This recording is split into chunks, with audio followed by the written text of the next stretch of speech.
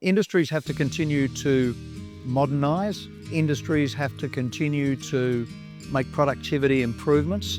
And the best way to do that is by investing in innovation, smarter ways of doing things. And again, the dairy industry's been a standout in that regard.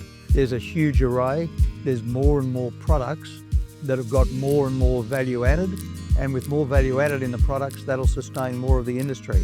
It's a very competitive industry, and the survival of the industry into the long term depends to a large extent on the way in which the industry innovates, the way in which it uses technology, the way in which it manages natural assets, its pastures, and the way it invests in human capital.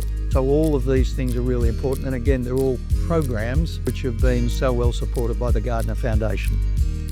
My name is John Brumby. I'm the former Premier of Victoria, former Treasurer of Victoria, and importantly for this interview, former Shadow Minister for Agriculture, way back in the 1990s. Here's the story. So, late 1990s, Victoria has a dominant position in the national dairy market. The federal government at the time is looking to deregulate the industry, and in Victoria, the Kennett government, with the Deputy Premier, Pat McNamara, as the Agriculture Minister, announced that they support the deregulation of the industry. I was Finance Minister, Minister for Regional Development, and we had to put in place a plan for the dairy industry. So I proposed that we have a ballot of the Victorian dairy farmers. My private view was strongly in support of deregulation, but we had a ballot. We thought that would be successful. And when the vote was taken, close to 90% of all Victorian dairy farmers voted in support of deregulation. What that did was of great benefit to the Victorian industry. We've always accounted for more than 2/3 of the national dairy industry.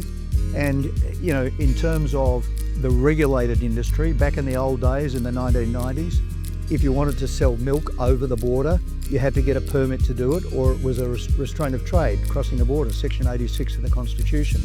So we deregulated the industry on the back of the ballot, supported by the overwhelming majority of Victorian dairy farmers.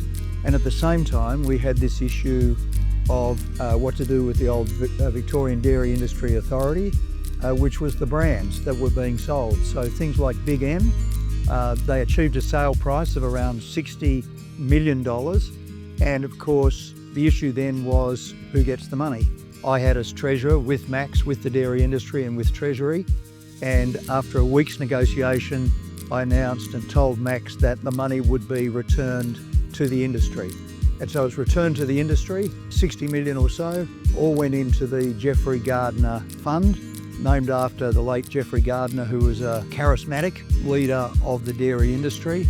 And the rest is really history. It's been extraordinarily successful. It's supported many great projects over 25 years in the Victorian dairy industry. It's a major manufacturing industry for Victoria, one of our largest. It's our largest manufacturing export. It's a huge regional industry, and of course it's a huge agricultural primary industry. So I've always been a great supporter of our dairy industry. It's been a great industry for Victoria, and I think the Gardiner Foundation shows what you can achieve when the industry works together with a common goal and with the support of government.